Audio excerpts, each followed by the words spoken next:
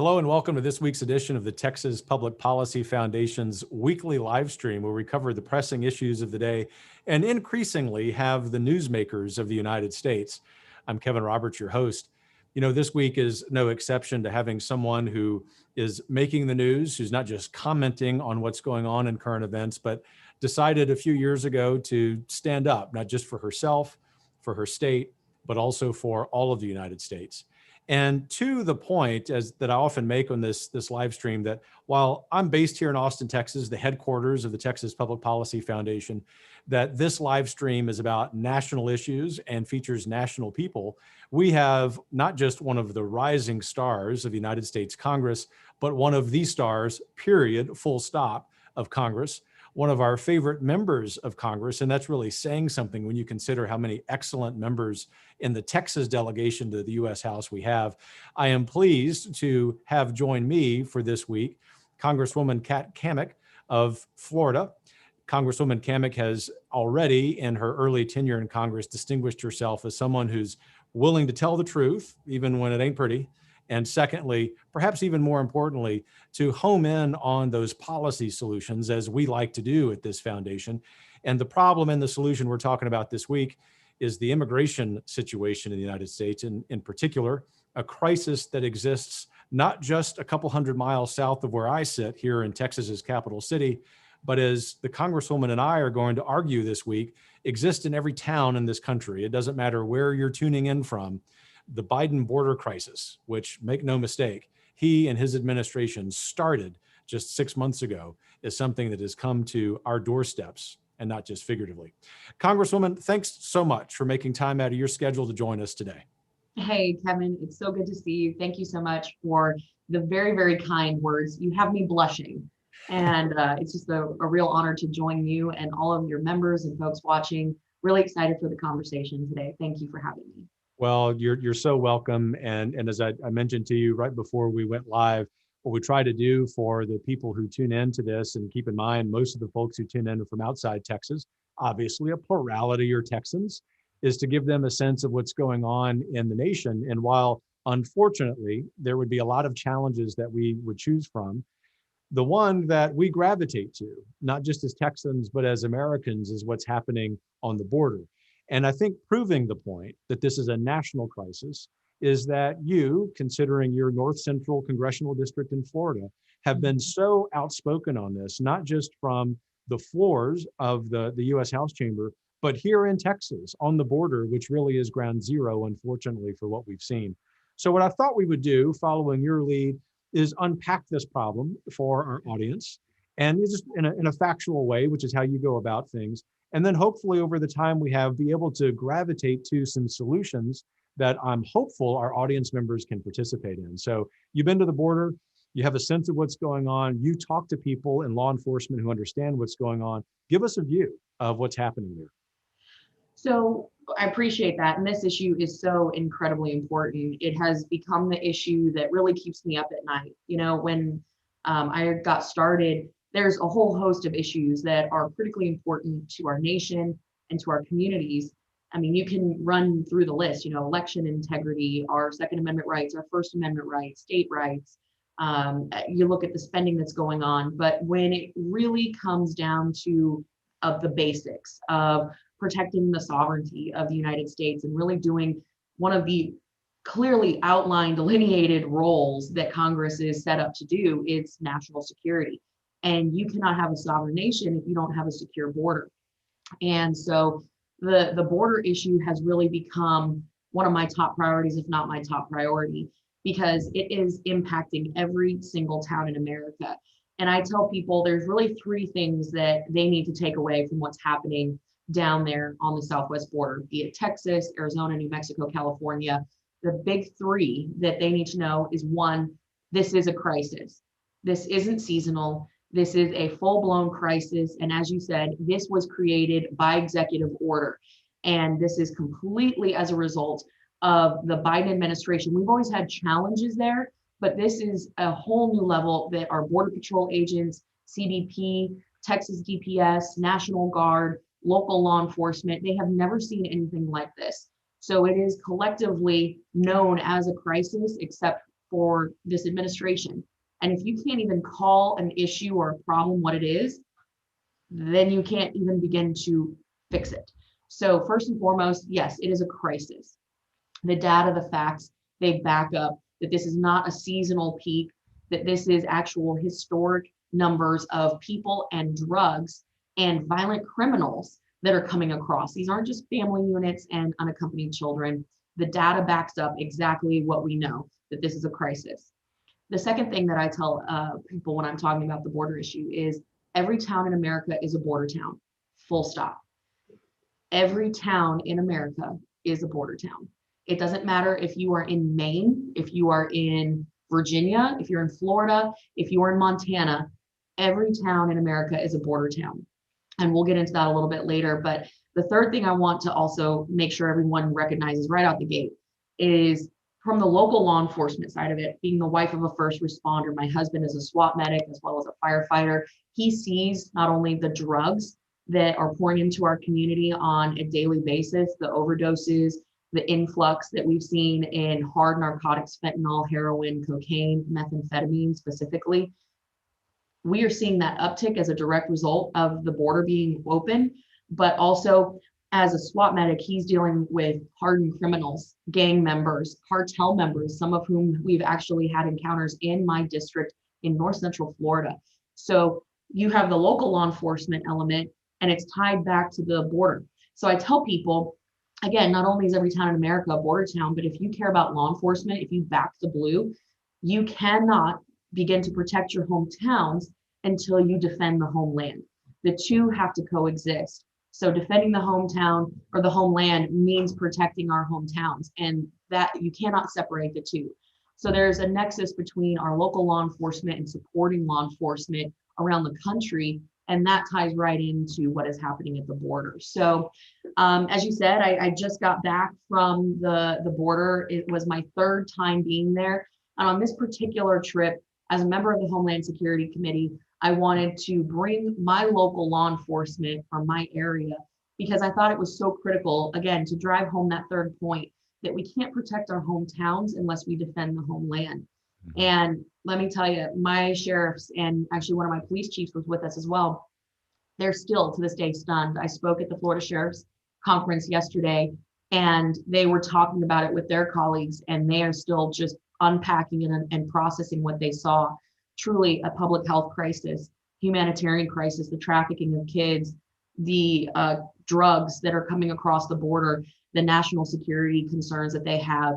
They're still processing what they saw, but they also had an opportunity to actually present evidence to Homeland Security investigations, and HSI confirmed for them that the drugs that they have actual evidence, photographs of the stamped kilos of fentanyl and other drugs, the stamp belonged to a border cartel. And so they're seeing a tremendous amount of overdoses, and we're approaching 100 deaths in just one of my hometowns in my district as a direct result of what's happening in the border. So those are the top three things that I really want to share and drive home. And I don't want to run over. I know you got a list of questions, so I don't want to run over all of them. We can get into specifics, but really, the big takeaway is, again, one, it's a crisis. Two, every town in America is a border town. Three, can't protect your hometown if you can't defend the homeland. And recognize that this is a public safety, public health crisis, a humanitarian crisis, and a national security crisis. Well, thank you. You packed a lot into that response, and no complaint. It's a celebration, Congresswoman. So thanks a lot. I just wanted to underscore one thing before asking you the first follow-up question, and that is just sort of guesstimating here, having grown up on the Gulf Coast, being familiar with your district too, for our audience members, about your point about every town in America is a border town. If you were to get in a car from the heart of your district and drive to the Rio Grande sector, which is a real hot spot of all the hot spots along the border in South Texas, it'd take a full day. And so you could be, in other words, you could be tuning into this podcast from New England, from St. Paul, Minnesota, from Portland. And what is coming across the border in terms of drugs, especially fentanyl, which is just such a crisis right now for people of all age, is very likely in your town. This is not hyperbole from Texans. We would like to be able to deal with this problem on our own, but this is a national, and I would argue even international crisis.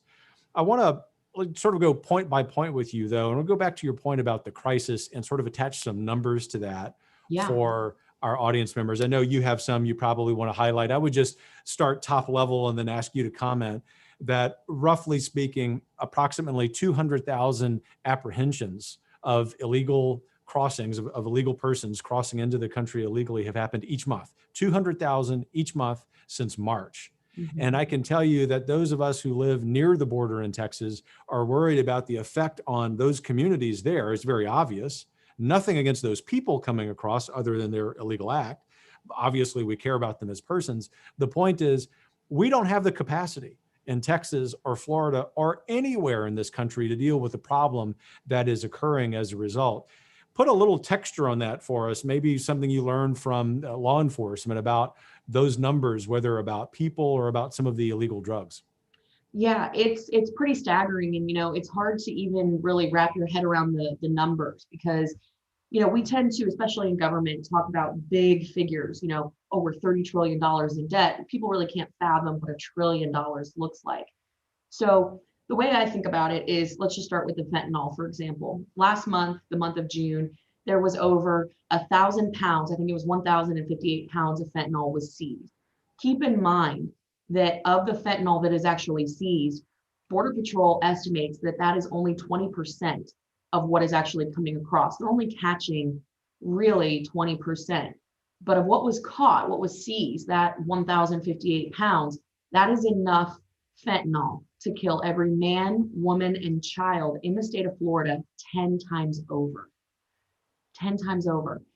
We're talking hundreds of millions, right? I mean, it doesn't take much with fentanyl. It is so potent, so lethal.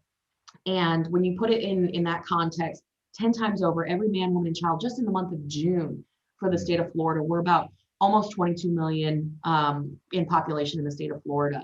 If you say, the top 10 population states in America, Texas, California, New York, Florida, Michigan, you go to those top 10, the fentanyl that has been seized just in the month of June could kill every single man, woman, and child in those states. That is what we're dealing with. This is the volume that we're seeing. So that's on the drug side, and methamphetamine is taking a huge spike as well, in addition to the fentanyl. And they're getting very creative in how they move the product. We've seen it in gas tanks. People will actually drive their cars across the border, and it'll be in the gas tank mixed with the gas. I don't know about you, but I would not want to get in a car where I had methamphetamine mixed with gasoline in it. It's just crazy how they do this. You talk about the gotaways. So the gotaways are the people that are actively seeking to avoid apprehension. You see in the news long lines of people that will walk up to Border Patrol or National Guard. They are actively seeking to be apprehended, because what happens is Border Patrol has orders from this administration to then be processed, and then they are released. It's catch and release.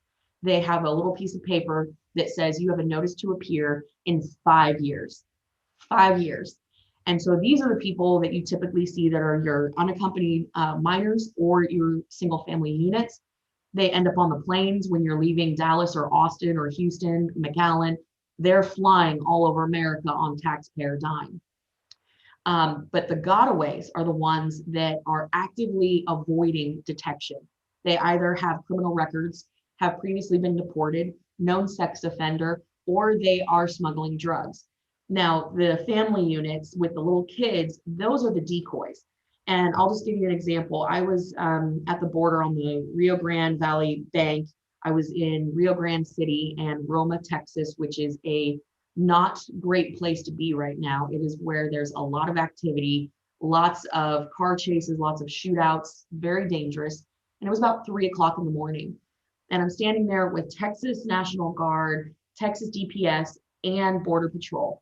And I watched for hours as 2 coyotes, one of whom was an American, they were shuttling with a raft people over the river and dropping them off right in front of us. And when I asked, why are we not stopping them and pushing them back, saying no, They said they had direct orders to facilitate and process. That should infuriate every single American. What made it worse is not only were the coyotes doing this right in front of us, and there was nothing that we could do, because once they cross the midpoint in the river, they're on American soil. Once they're there, the Border Patrol agents are helping process them. They are not allowed to search their bags. If they have backpacks or bags, they cannot touch what's in them. So you could have God knows what in there. But 100 yards to your right and 100 yards to your left, that's where the real nefarious action is happening, because the little kids are the decoys. And I know that because one of the coyotes pulled a child, and a 2-month-old, and said, I'll throw the child in the river if you don't back up. So immediately all of us are ready to go to try to save a kid who they're going to throw in the river because they have no regard for life. But what's really happening is on my left and on my right, they're running drugs, and they're running gang members and cartel members and sex offenders on either side. So this is all just a big distraction. That's part of it. And the gotaways are estimated to be over 250,000. And that's just from an eyewitness, from either an agent or from a piece of technology that saw, but we couldn't apprehend because we didn't have the resources to go after them. Now, the gotaways I'm very, very concerned about, because just this year we've seen 15 individuals that have been apprehended that are on the International Terrorist Watch List. We have over 140 nationalities coming through the southwest border. Romania in the month of June was the most apprehended nationality. Romania was the most apprehended nationality coming across the southwest border. So you have the drugs, you have the trafficking of humans, you have the criminal elements, and you have right now a 900% increase in COVID infections in the RGV sector. And if you look at what that means, just to personalize this a little bit, we lost an agent of 23 years just last week to a COVID infection. We have 13 agents that are sick in the hospital, 2 are intubated, 3 are in the ICU because of their exposure to illegals that have no COVID tests, certainly they're not vaccinated. And part of the problem is they're given orders to apprehend, pull them into custody, don't search their bags, move them into the facilities where they get processed and sent to HHS. HHS turns them over to an NGO. The NGO then flies them to a new city in America and then submits a ticket for reimbursement from FEMA. As a result, the medical contractors on staff, they only check for lice and scabies, not for COVID. We don't have the resources to test everyone coming across for COVID. So really, really scary that our agents are not only being put in harm's way from the criminal element, but now they're in extreme danger from all the variant, the Delta variant that's coming across with these people. And of course, then they're endangering their communities and their families because they're going home.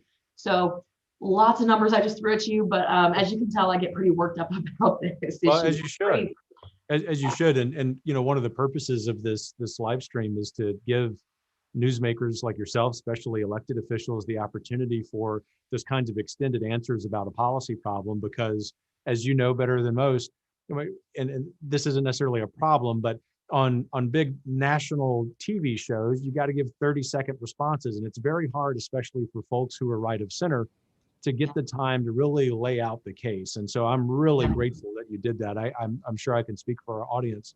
And therefore, there are a whole bunch of follow-up questions I might ask, but I'm going to ask you just one, because the smartest questions come from our audience members. This is a question for me before we get to the first question from the audience, and that is kind of a political strategy question. Mm-hmm. It's now obvious to me, and probably to anyone observing 6 months into this, that the Biden-Harris administration has no interest in fixing this problem. You can look at the utter lack of control when it comes to the increase in COVID. You can look at the announcement over the weekend that DHS is canceling 31 miles of border wall system construction. You can look at the comment that the Border Patrol agent made to you about they're just there to facilitate and process. I can go on, as you know, but the point is, there's got to be an end game to this. And that's often what I'm asked by people who come up to me, folks who follow the foundation. What's the end game of the administration and their allies in Congress to allowing this problem to not just continue, but to worsen? You know, a lot of people ask me that question, and I've thought long and hard about this because there's a couple of different ways that I can see in their minds they spin this, they have a win out of this. The first being if they go to the border, which I've been, like I said, to the border 3 times. I've seen a lot when I've been down there. I've encountered a tremendous amount of people. Not once have I encountered Joe Biden, Kamala Harris, or Secretary Mayorkas. And quite frankly, I think Secretary Mayorkas is the biggest coward of them all. When he went to the border a couple months ago, he didn't even leave the airport. He made the agents come off the line and report to the airport for a meeting so he could be briefed by them instead of going to them to see firsthand what they're up against. So I've had the opportunity to question Secretary Mayorkas twice now, and both times it has been a very contentious exchange. But I feel that if you are the Secretary of Homeland Security, your number one charge, your duty is to ensure the security of our nation, and that starts with border security. The thing that I cannot understand is if you're serious about winning political points, you would be really trying to engage on a more humanitarian side of things for their side of the party, right? But they don't even do that. It's almost like it doesn't exist. So because what is happening and what continues to happen is starting to really blow up their narrative that they actually care about people, I think they've kind of switched into this, we're going to pretend it doesn't exist and hope it goes away, a deflection type strategy. But then people say, you know, well, is this about voting? And I said there absolutely could be an element of forcing people to or trying to tilt voter registration, because you see under HR 1, Nancy Pelosi's For the Politicians Act, that strips the ability to require ID to vote and register to vote. And I can tell you, having spoken with TSA, having been in the airports while they're processing people and putting them on planes, there is a stand down order from this administration to TSA. They are not required to show ID to get on a plane. You and me as everyday Americans, we have to show ID to buy liquor, to get on an airplane, to do really anything. And they are exempt from that. They have a little piece of paper that says, I promise I am who I say I am. And that's it. So there could absolutely be an element to flooding the voter rolls with Democrat voters in the future. But I think more than that. My apologies. Oh, that's my watch talking to me. You know how that goes. But I think more than that, when you look at the policies of this administration and what they're trying to force into every town in America, I think the border situation fits into the bigger plan, which really is control and dependency. Those two things mean power for the left and the ultra liberal left agenda. When you have people that are completely dependent on the government for education, school, their food, they're paying their electric bill. We have people that are getting paid by the government to stay home and not work. When you have all these things incentivizing people to become more dependent on government rather than independent, that turns into a power grab. And that is really control. And that's what the left wants. They want big government because then people are dependent on it. And when you have big government feeds into more power. So I think it's more in that vein of creating more dependency for the left and more power for the left. Yeah, I think you're spot on.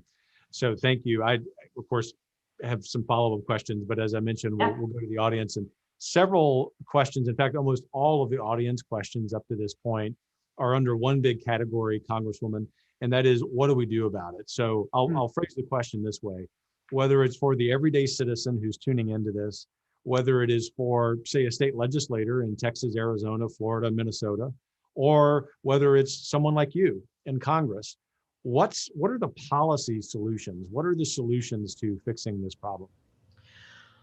I get that question a lot, so I really appreciate that. I will tell you, for an everyday citizen, one thing that I know so many people hate to do because it has been very contentious, it deals with social media, but it's so critical, is use your social media and your network for a couple of reasons. One, share information that folks are putting out. Homeland Security Committee puts out a lot of really good information that's current and up to date. It's vetted, it's fact checked. Share that and put it across all your platforms and encourage your friends, your colleagues, your family to share that information, because the mainstream media isn't covering this. So that's the first part. Become a sharing machine. I think that is really one way we can do that. And of course, I would encourage you to share the stuff that our team puts out. They work really, really hard on producing content that is really kind of hitting the message home. So I would encourage, that's a shameless plug there. Oh, but a very good one. And you're right. I can tell you, my colleagues who work on this policy would agree with what you just said. Thank you. Thank Yeah. you. And the other thing is, a few months back, I kind of got into it with Facebook, because one of the things that I kept hearing as I was meeting a lot of these illegals coming across, I actually spoke with a 16-year-old girl who had come from Honduras, and I asked her, ¿Cómo te llamas? Where are you from? How did you know to come here? And she said, Facebook.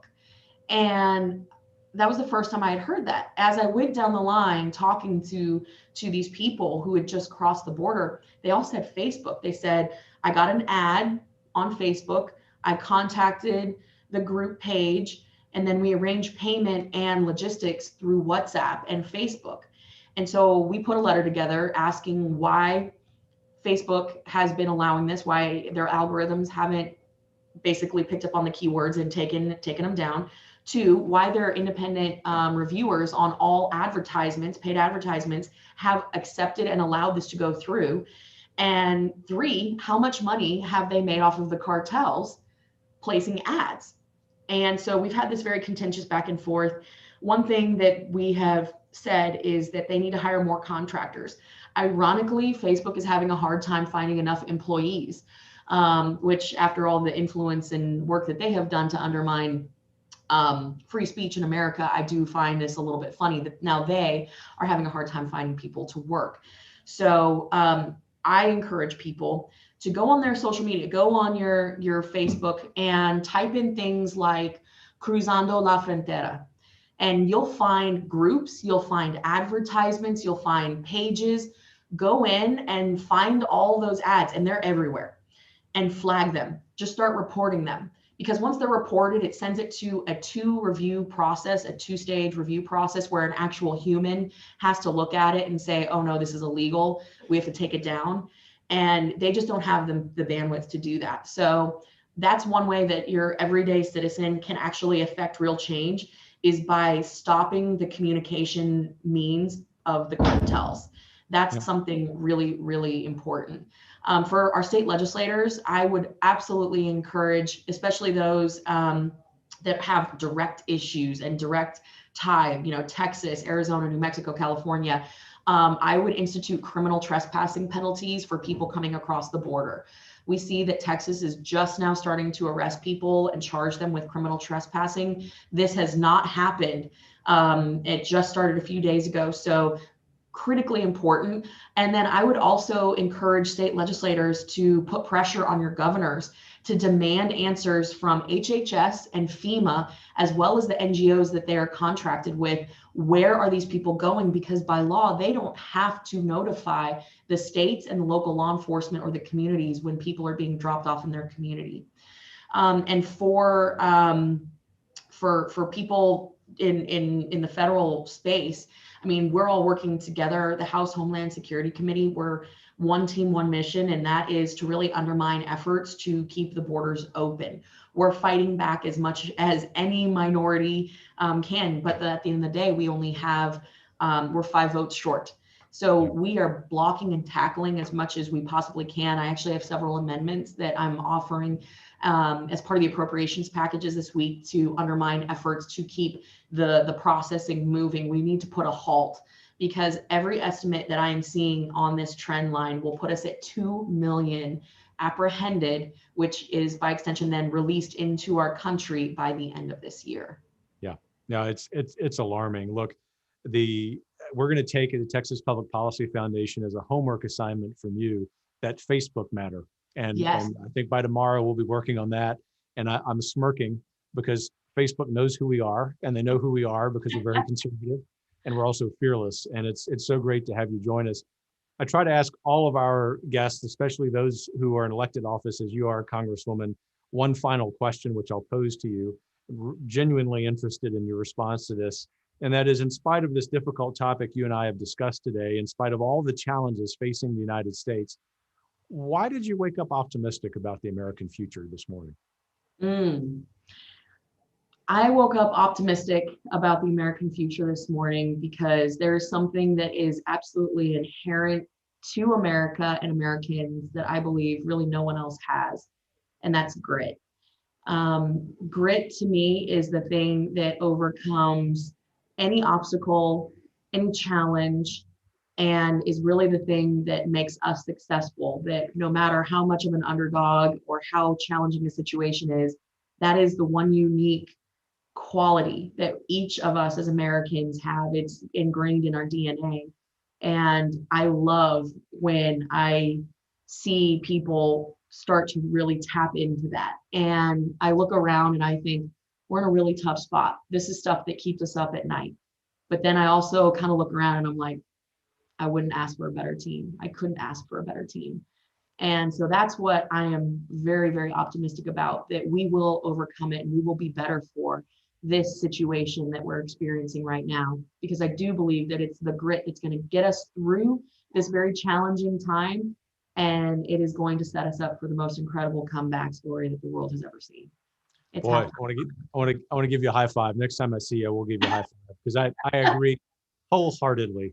I've told people all through the summer and spring, look, it's hard. I mean, we can't be Pollyannish about this. The country has a lot of challenges, but every single time in our history when this country's had its back in the corner, and I do believe that's where we are, we've been able to fight back. Thank you, Congresswoman Kat Cammack, for being part of that. I know that you give people a lot of optimism. Keep fighting on that issue and others. Most of all, thanks for joining us on this live stream. May the Lord continue to prosper the work of your hands, and those of you who make this live stream possible. Take care.